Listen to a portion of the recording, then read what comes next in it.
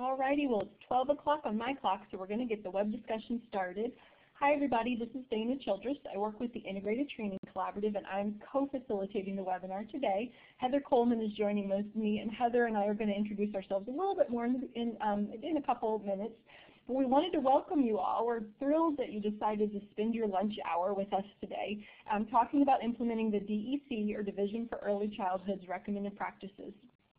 Heather and I wanted to, just help make sure people know about the recommended practices and then spend some time thinking about how to implement them, maybe learning a strategy or two, get an idea from some colleagues around the state. So we have invited really anyone to join us. You don't have to be a DEC member, and we've invited folks from the early intervention world, which is my world, and from the early childhood special education world, and really anybody else who's on. So we're going to find out who you guys are in just a second.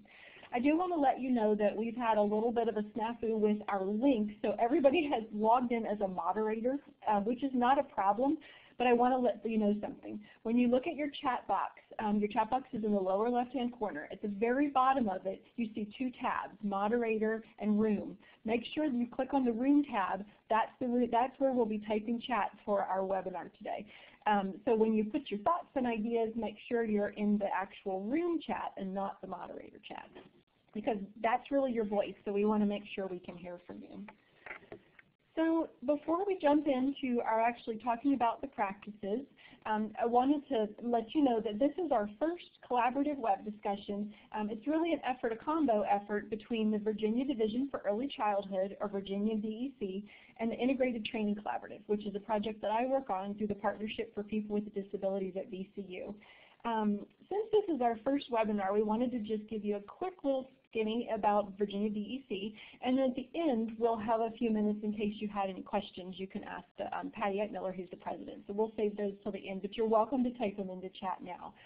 So the Virginia Division for Early Childhood is our state's division under the Division for Early Childhood is actually a national effort, and the Division for Early Childhood is underneath the National Council for Exceptional Children. So you do have, if you're participating in a lot of the activities, especially under the Council for Exceptional Children, the larger DEC, you can become a member of those. That's up to you, but there's also free activities like this one as well. And Virginia DEC just got up and rolling again. We've had a Virginia DEC on and off for years, but we're pretty excited. Patty Miller, who's the current Virginia DEC president, got the ball rolling again and is really trying to get a lot of really awesome momentum in the state.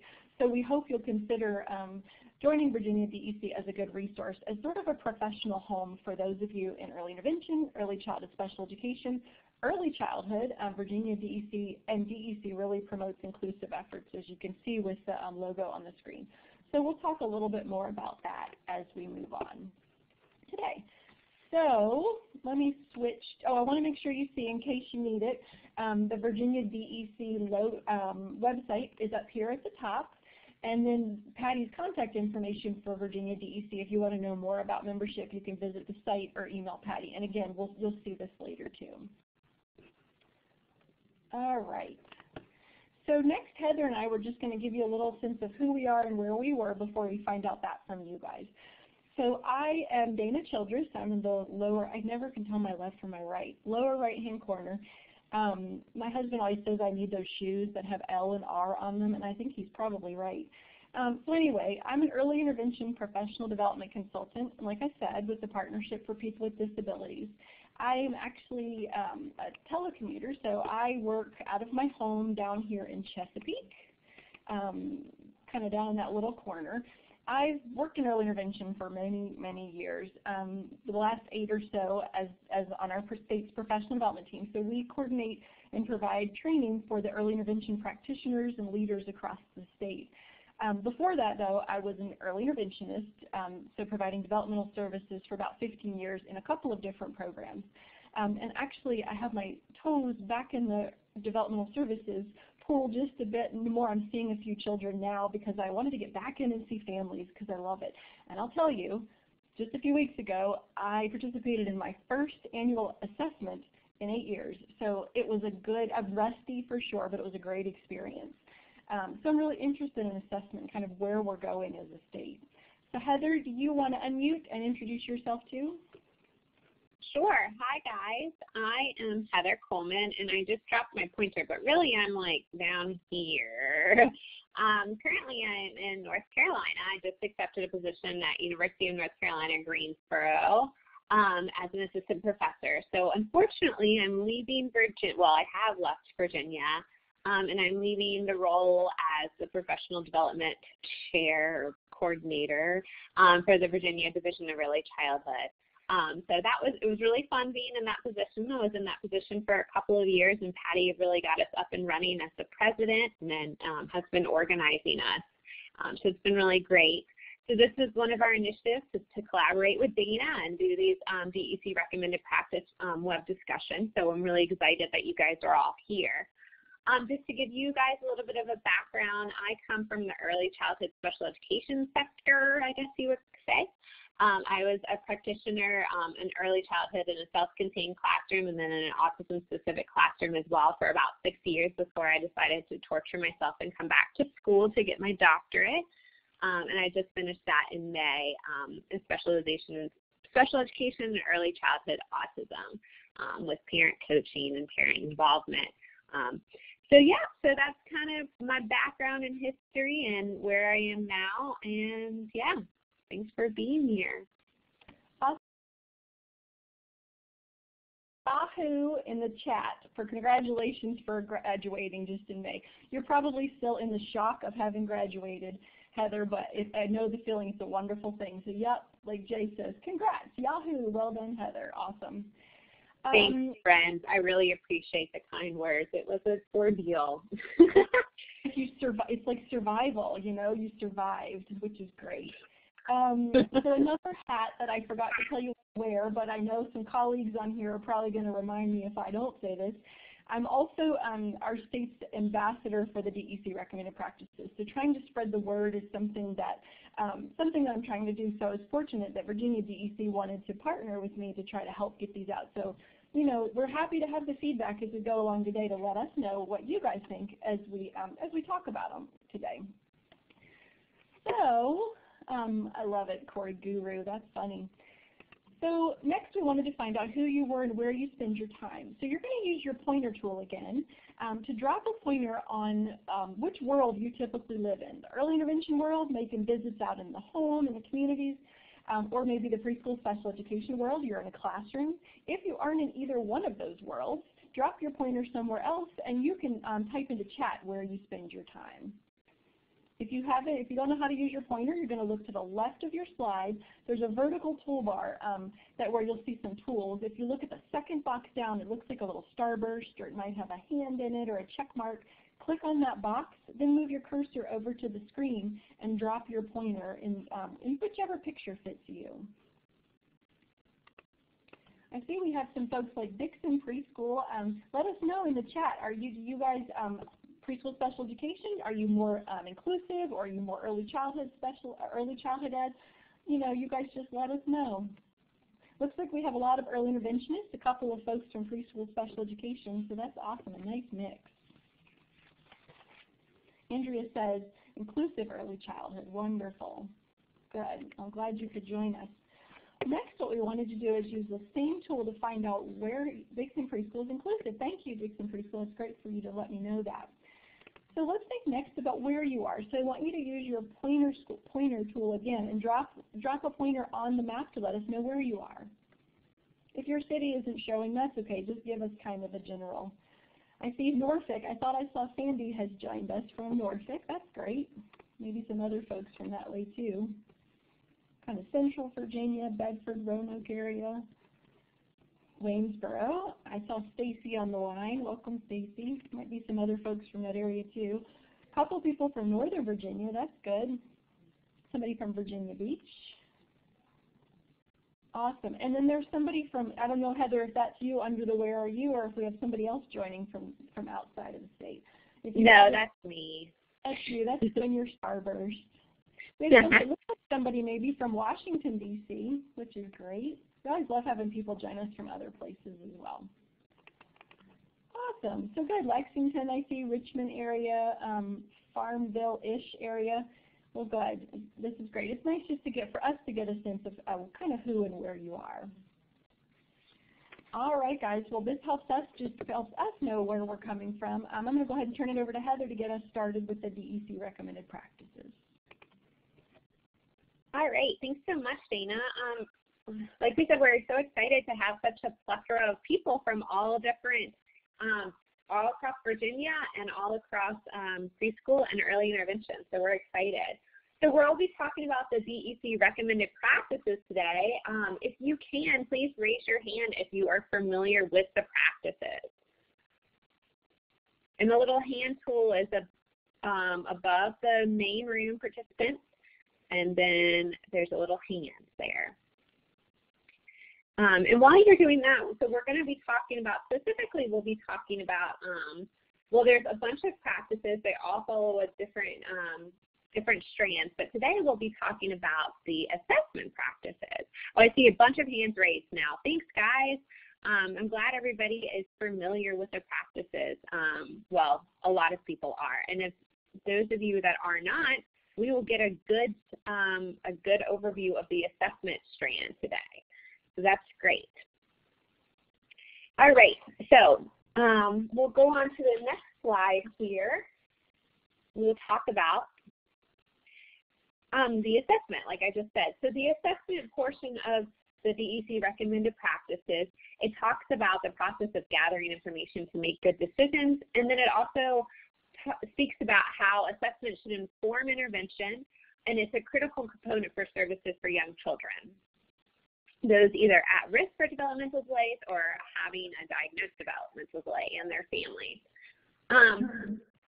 So we're going to talk about what type of decisions do you all make that are based on the assessment information. If you guys want to write in the chat box about what kind of assessments do you all make that are based on assessment information. We'll start to figure out from your responses if it matches with our DEC recommended practices as we're going through the slides today. So again, what kinds of decisions do we make based on assessment information? Oh, Corey, thanks, Corey. Corey said eligibility determination, family assessment. Oh, and Rachel said eligibility and IEP. Yep, eligibility. Baseline data. Thanks, Patty. Patty's talking about baseline data. Outcomes. Yes. Oh, to track progress. Good. So we're really thinking about, yes, eligibility and yes, diagnosis and stuff like that, but also tracking outcomes, tracking progress, talking about possible services and frequencies, so really to guide that IEP or ISSP decisions. That's really important as well. So yes, all of you guys, gold star. So moving on, now we talk about what assessment really does for us. We really want to think about how do we describe the assessment processes to families. So we all work with families, whether it be in early intervention or early childhood special education. How do you describe the assessment processes to the families that you work with? We'll ponder on that a little bit. You guys can write in the chat as well. We'll take just a second to ponder on this because we really want to get into the actual practices as well.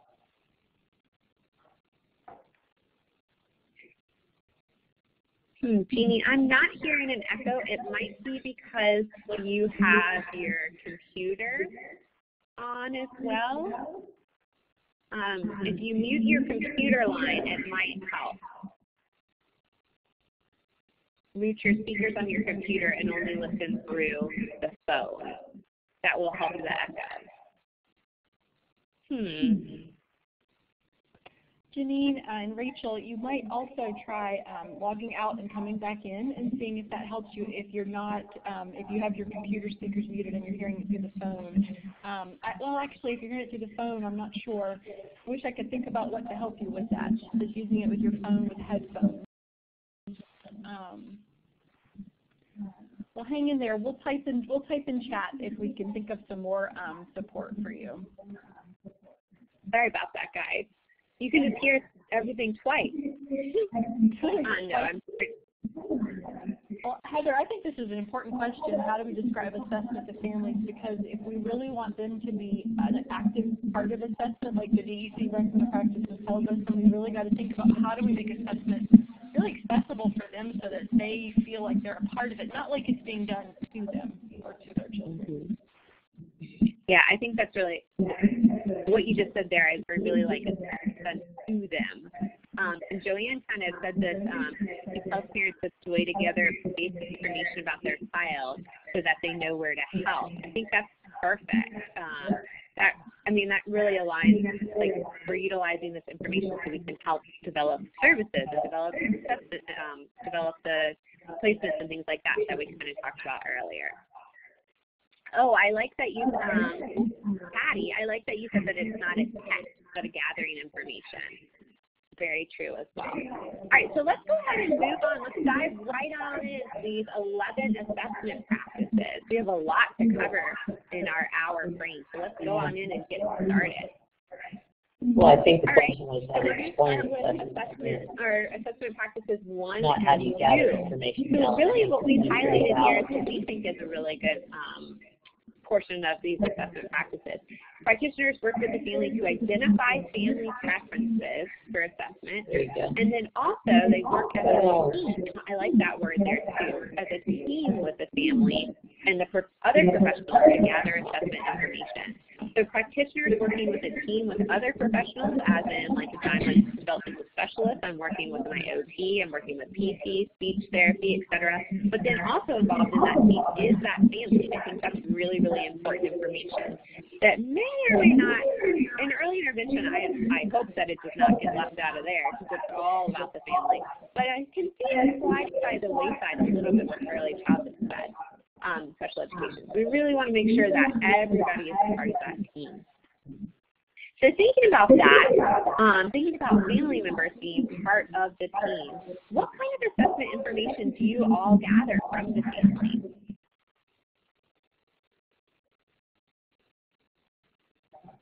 Go ahead and utilize your chat box and tell me.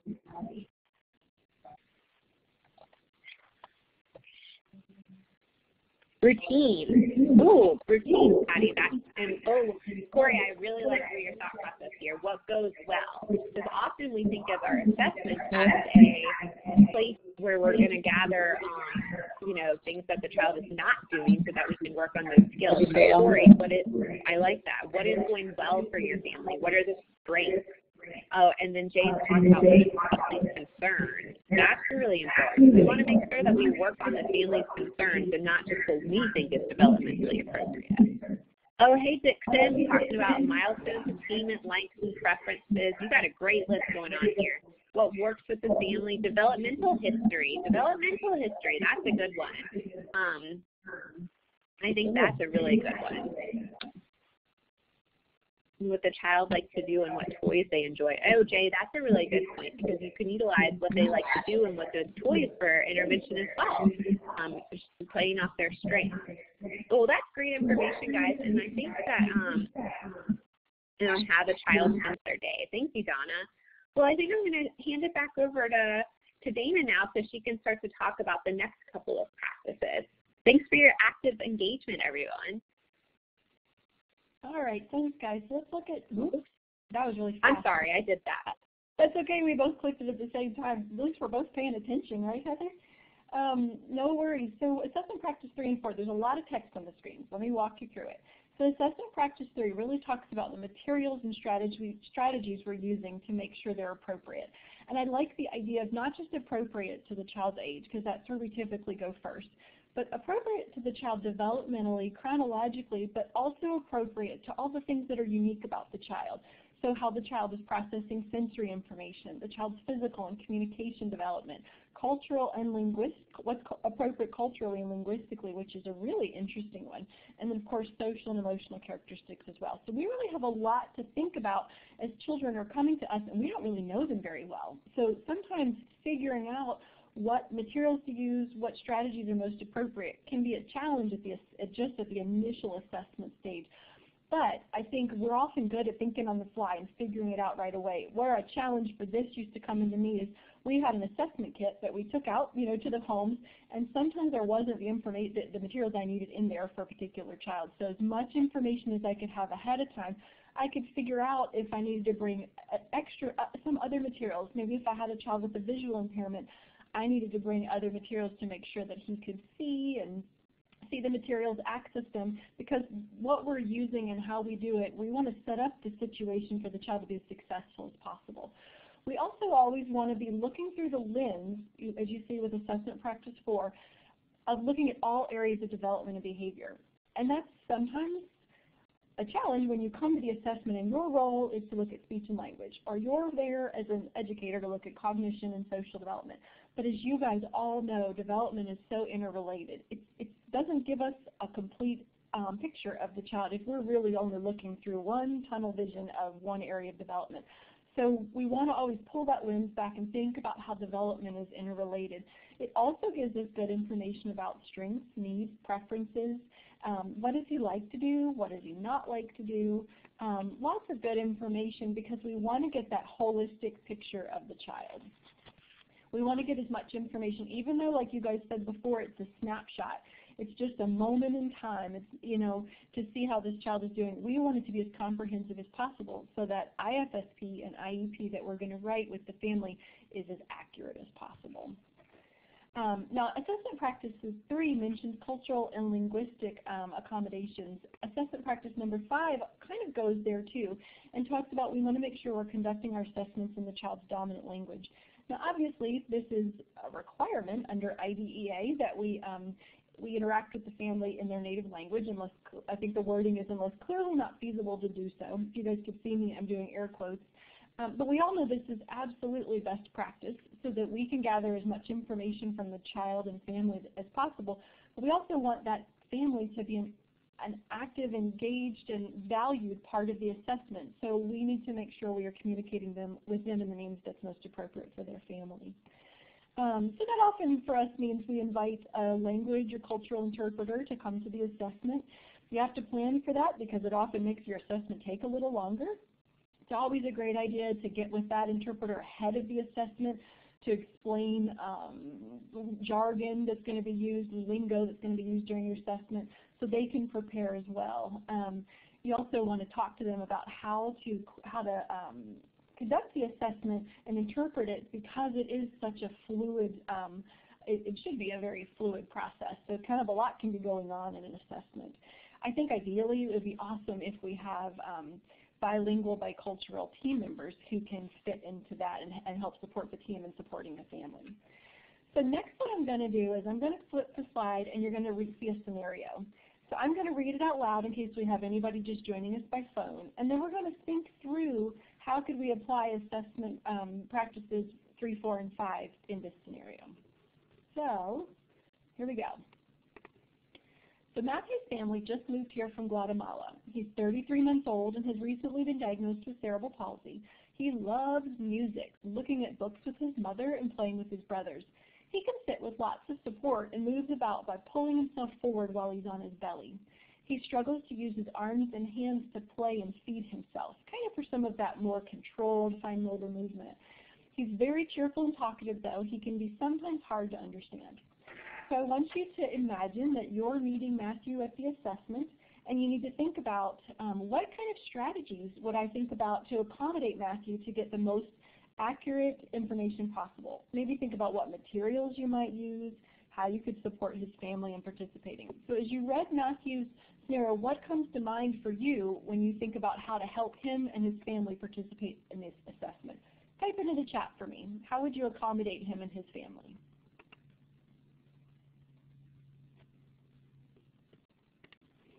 Awesome. I see folks are starting to type. We'll see what you come up with. And you guys can think about Matthew in a home-based assessment or a center-based assessment. You place Matthew and his family in the environment that fits your experience. Susan says make sure that supported seating is present. Absolutely. For Matthew, that's a great point. And you know, Susan, when I read yours, I actually thought you were talking about the family. Because have you guys ever had assessments where the families come in and they're expected to sit on the floor, which might not be comfortable for them, or in tiny little preschool chairs? So we want to think about making sure the family is feeding is comfortable too, but certainly like Susan says, we want Matthew to be supported so that he can use his arms and participate as well as possible. Patty says bring an interpreter if the family is not doesn't speak English. Might want to ask the family what's the best position to support learning. That's a good idea, Corey. So what is the best position for Matthew to be in to be able to do these activities? Janine says, surely if he's 33 months old, they've tried lots of ideas. So I'd want to know about that, to ask the family, what have you already tried to help him with his sitting or to help him with his playing? That's a great idea. I love it, Janine, going back to what the family's already done. Sandy says, and surely have books and music to motivate him to show us what we can do. So Sandy, that's a great idea. So we're going to tap into his interests and integrate those into the assessment. Joanne says, make sure Matt is available when he needs to move around. Good. Make sure it's a safe space for him. Lisa says, let's see, observe his interactions. See how he's interacting with his family. We want to see how he's interacting with the new faces in the room as well. Dixon says, let's see, they're thinking of all of this. Supported feeding, communicating with him in Spanish, familiar books, family documents in their primary language. That's a great point, you guys. Good. What motivates him? And so you said have family participate. I think it'd be great. You might need the support of the interpreter, but ask the family, how would you like to participate in the assessment? And that might have been done at a previous communication or intake visit with the family. So you have lots that we'd want to think about to support Matthew, and a lot of times we have to do the best we can with this with the limited information we have. Then once you get to know Matthew, I always think the next assessment, the one that's more ongoing, or the annual review, if you do that, is often, we can even individualize even further. So to help you think about how do we specifically apply the practices Heather and I are talking about today, I wanted to make sure you knew about another resource that you could use to think through Matthew's family, how to support them. So DEC has a document on their website, and we'll show you where to find it in a little bit, that's called the DEC Recommended Practice with Embedded Examples. I'll put the URL in the chat in just a moment, but this is a version of the DEC Recommended Practices document, which is just a PDF. You don't have to buy a book to get them anymore. But with each recommended practice, you have, I think it's 2 to 3 examples of how this could be implemented. So here are a couple of examples.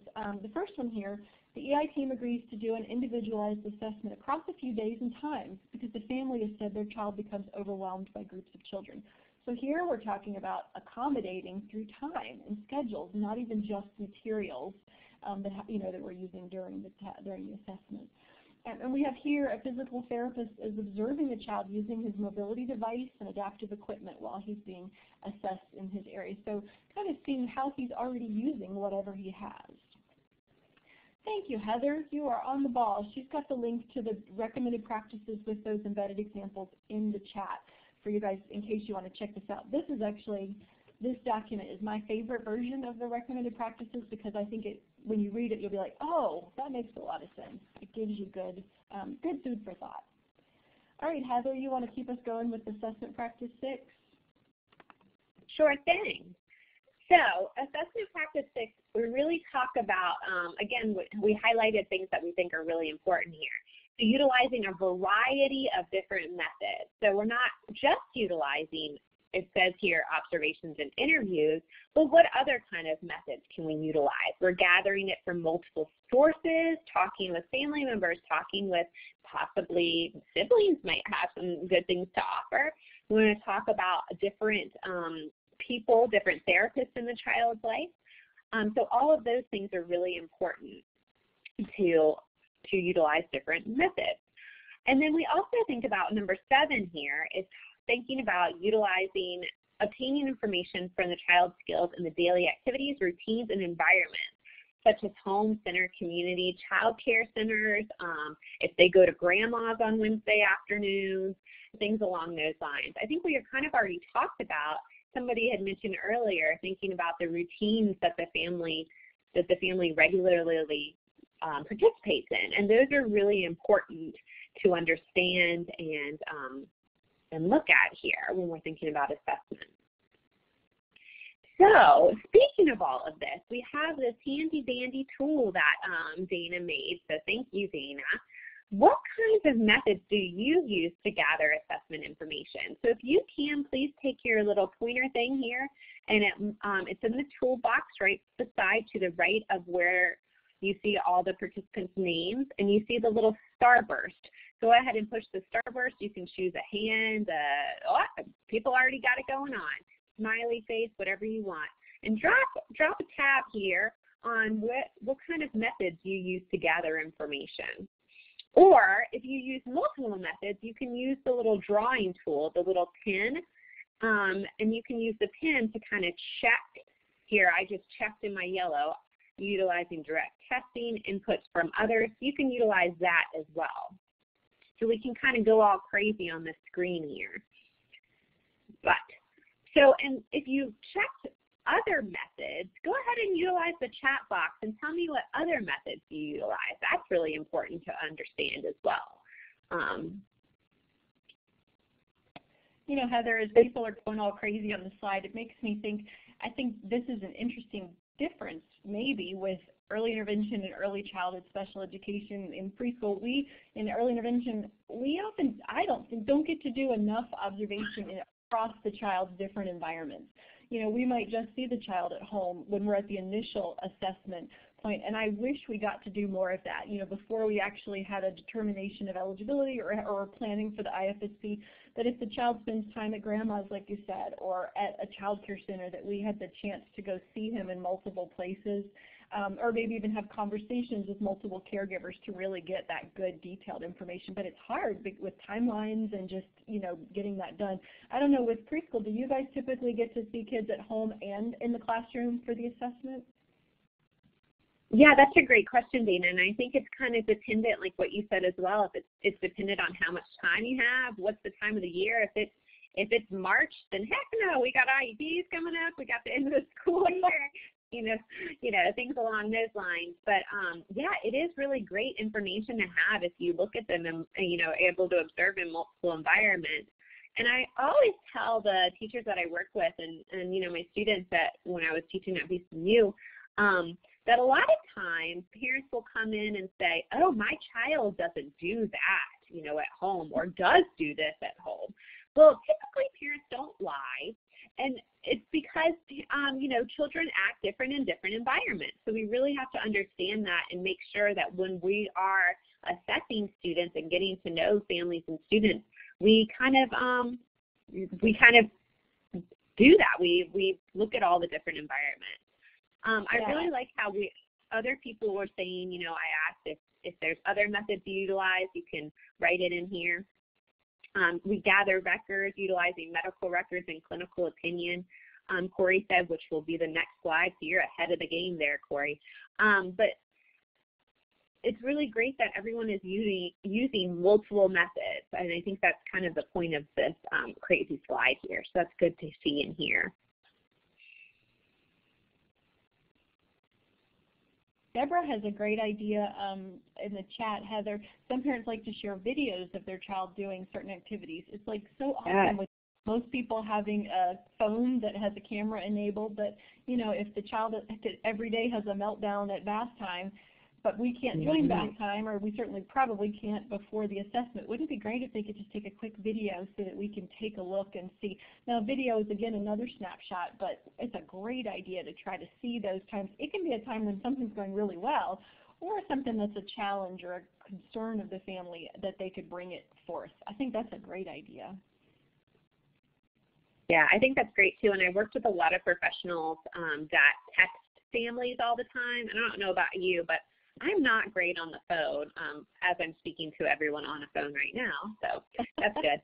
But I typically text or email constantly. So being able to, you know, allow the family to text, and sometimes I understand professionals don't want to give out their personal information, and utilizing a Google phone number might be a really good, and it's free, so that might be a really good option for people as well. So those kind of just exciting new technology that we have, utilizing all of those to gather assessment information, whether it be formative assessment or summative, is really important.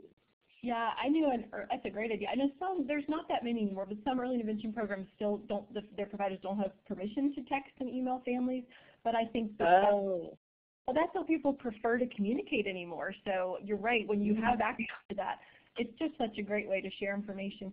I worked with an early interventionist once who also, with the family, accessed the camera that the child care center had in the room, so they didn't have to be present how the child was behaving in the room. They could watch from a distance, you know, watch the camera from the parent's laptop or phone, and it was kind of a great way to see the child's behavior without the parent or the early interventionist being present, you know, to kind of disrupt the routine. So I think there's lots of different ways to use technology to gather information when, you know, when that's permitted in your program. So yeah, lots of good options.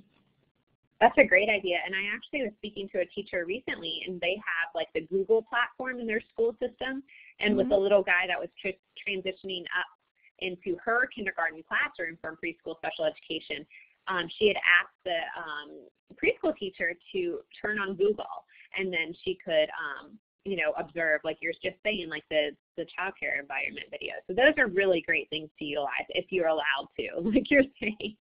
Yeah, I think it's great, and you know, I think a lot of families probably would like for us to be taking advantage of that kind of stuff. Lots of good resources out there. Yes, ma'am.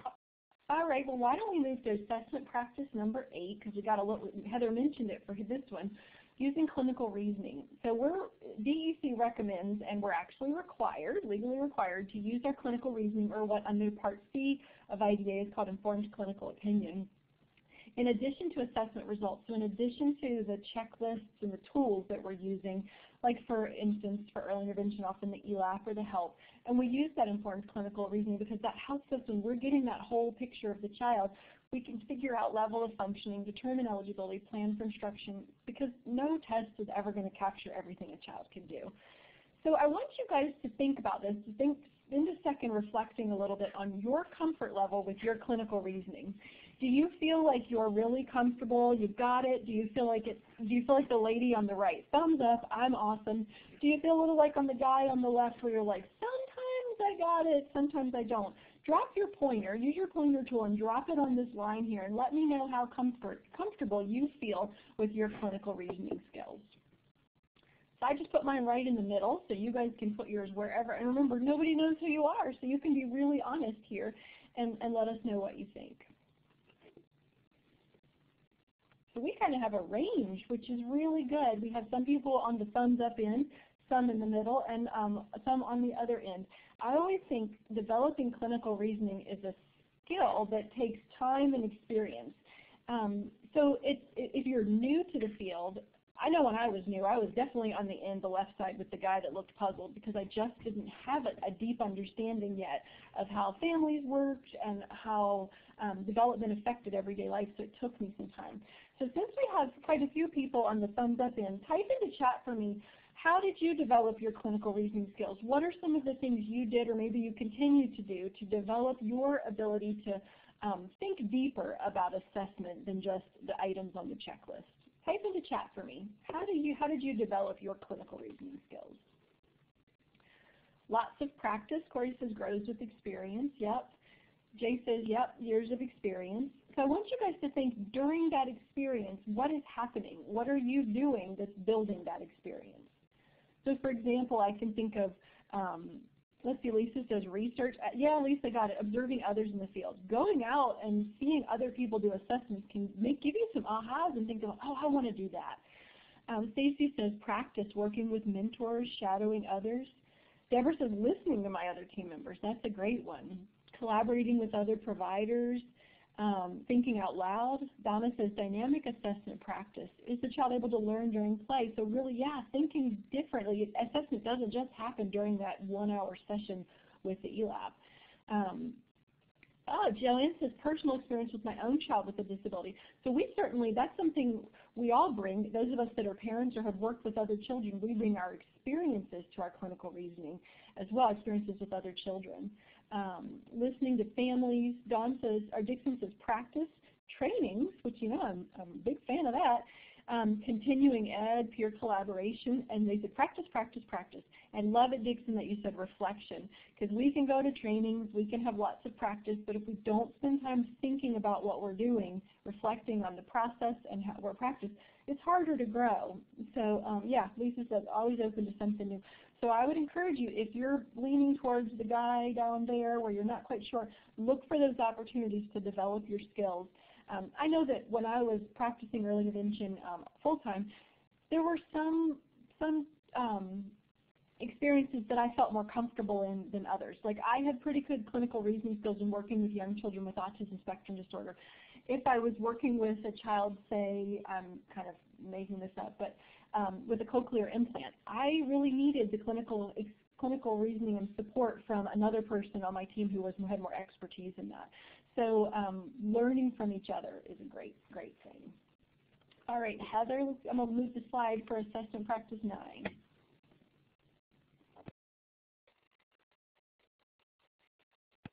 Are you on mute, Heather? I'm sorry.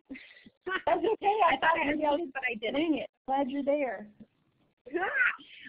So I was just saying to myself only, because I was muted, that we've had some really great conversation and we're really good on time still. So thank you so much, everybody. So yes, moving on to assessment practice number 9. Practitioners implement systematic ongoing assessment.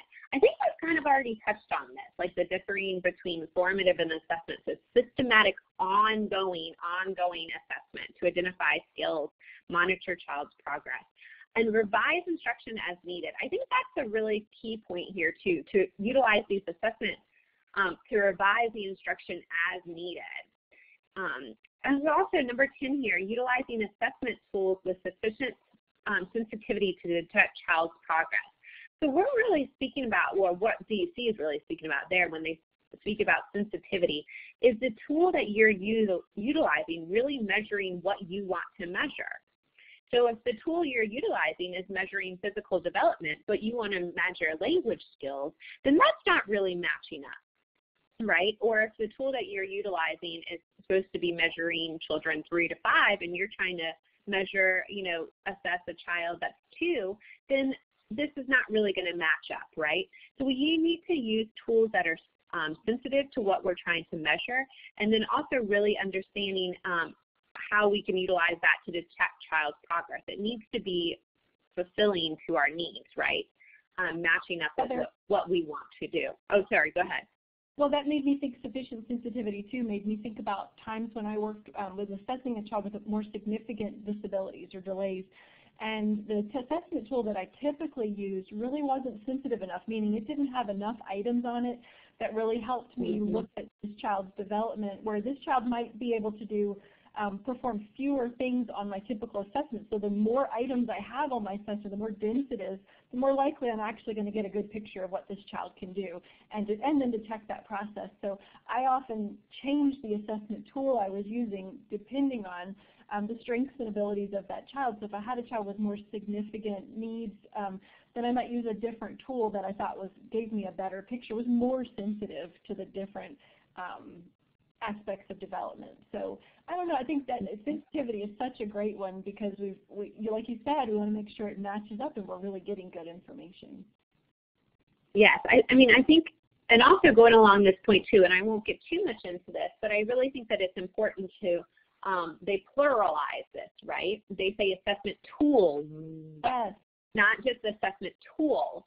So really thinking about, I know when I was in early childhood, I didn't think my assessment tool that I was utilizing so much captured like social emotional development, and sometimes children that were having behavioral concerns and really dealing with some social emotional type of things, my tool wasn't capturing that, the assessment tool that I was provided by my county. But you see here the emphasis on the pluralization. I don't know if that's a word or not, but we'll go with that. But so it's tools. Utilizing that S there, we're utilizing multiple tools, multiple methods, multiple observations, et cetera, et cetera. That's why I think it's really, really important that they pluralize that. Yep, that's a great point. I think that, and that makes me think that, and that's not just for that initial assessment, that's for that ongoing piece like you mentioned before. Yeah. Think about monitoring progress. Sometimes we do have to use more than one tool because we really need to be active about that rather than just doing the initial assessment and then winging it until the next review, the next IFSP review, or the next IEP review. We want to be really picking those tools that fit to give us the information initially about in that ongoing perspective as well. So I think you made a great point about that. Good. And so I'm going to go ahead to the next slide here because I really want you guys to start thinking about and tell us, how do you monitor progress? What tools do you use? And again, noticing that tools is pluralized there. What tools do you use? I think Corey made a really good point, and I want to talk about this just a little bit.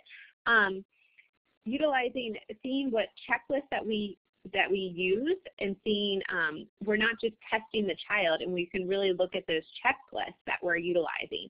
So thinking about that as well, those checklists are really important to understanding, like, this is what typical development is. This is a checklist for 3-year-olds. This is what it is. So utilizing those tools are really important, and discussing that with parents is really important. So that's a good tool to think about. And I'll stop talking now so you guys can focus on answering the question.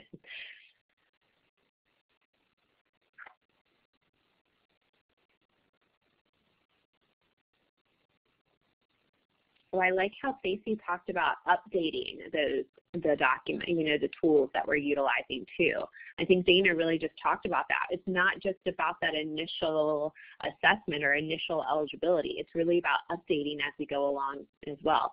For GANTs, HELP, strands, yep, teacher-made materials. Ooh, that's a good point too. Like Dana was just saying, sometimes these off the shelf, like the HELP and the GANTs, aren't really sensitive enough to what you're trying to measure. So you might want to have a teacher-made tool or your own data collection to back up what you're saying, and assessing. So that's really good information to have as well. Yeah, Heather, one thing I was thinking we don't do in early intervention, but I think you guys do in preschool, is portfolios. Like, I love the idea of keeping something the child does in preschool at the beginning of the year and showing development, maybe of how they're using the stroke or what they're drawing, or I don't know, I just think that's a really cool way to track progress that I don't think we use so much in early intervention, more of a classroom-based tool, but not only is it great to show families, you kind of get the concrete way to see some progress too. I think that's just a neat idea of monitoring progress that's not so much a checklist. Mm-hmm. That is a great idea. Yeah, it's funny because I get that for my child. She's 2.5 right now, and her child care center puts together a portfolio, and it's just so adorable to see how her artwork has evolved and changed. So from a parental perspective for that, I love it. Yeah. Well, great. Well, I'll turn it over to you so we can wrap up on the last one. Okay. Last practice. We are in the home stretch, you guys. So assessment practice number 11 is our last practice. Practitioners report assessment results that are understandable and useful to families. And I kind of love it that DEC ended with this one because it sort of ties it up in a bow. Everything we do needs to be understandable to families and useful to them. And like I said earlier, assessment can feel like it's something that's done to you or done to your child. And when you're in the midst of it and one of these experts are looking at your child, it's hard to speak up and say, wait a minute, I don't understand what you just did, or I don't know why it matters that he dumps the peg out of the bottle. A lot of times families are just going to watch it happen unless we help them understand it. So I actually think making it useful and understandable even starts before reporting results. While you're assessing, explaining why am I trying to see if he can stack blocks, what does it tell me about his development? Or why am I trying to get her to make animal sounds? What does that tell me about her development if she's able to do it or not?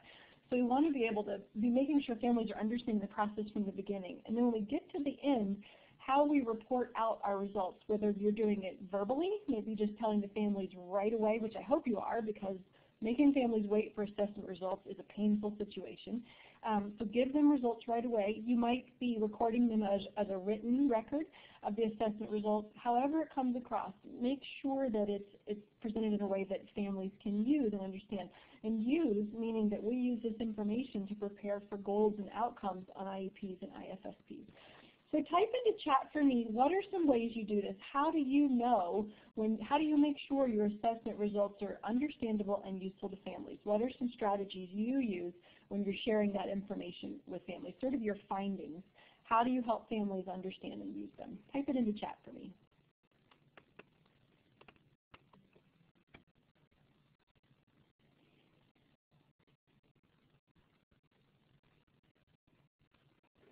All right, let me check. I think I see a couple people writing. Yep, good. So Donna says, have the evaluators present to review reports with families, with parents. So Donna, do families get assessment results immediately after the assessment, or do they come back for another meeting to get the assessment results? Tell me how that works in your program. Oh, I love it. Joanne says, make the scores visual so they're in a chart form so the families can see them. That's a great idea, especially if you're working with standardized tests that you have standard deviations and Z-scores, which honestly I still have a hard time understanding. You know, like if you can show them a visual of that and let them know how their child's scores are falling on those visuals. That's a great way to do it. I love it too, because if you can make a visual and the family can take it with them, now not necessarily a visual of the Z-scores and how that works, but some kind of a visual that families can walk away with that shows how their child's development, what the findings were and what this means. That's a great thing, because it's a lot to take in for an assessment, for sure. So you guys are, let's see. Patty says, often talk to the family about the assessment, what I'm looking for, why is stacking blocks important, what does it mean? You share your reports right after. Good. Don't hesitate to share with parents how you're scoring, how things are calculated. Absolutely. Avoid jargon. Several parents have wanted the information emailed to them ahead of the meeting so they can digest it. That's a great idea, Joanne, because it is a lot to digest when you sit down at that table with all the professionals there. Donna says they return for that eligibility meeting and reports or reviews, but they get the reports a few days earlier. It's such a good practice so families can think about their questions ahead of time. Dixon says no jargon. Start with what the child can do. You know, Dixon, that reminds me, my son, I think he was in 2nd grade. We were meeting with the teacher because he was that kid that fell out of his chair constantly and was just the wiggle worm. And the teacher sat us down, who I really liked the teacher, until she starts this, and she had done some assessments on him. She starts by just launching into all the stuff he's doing that's driving her crazy.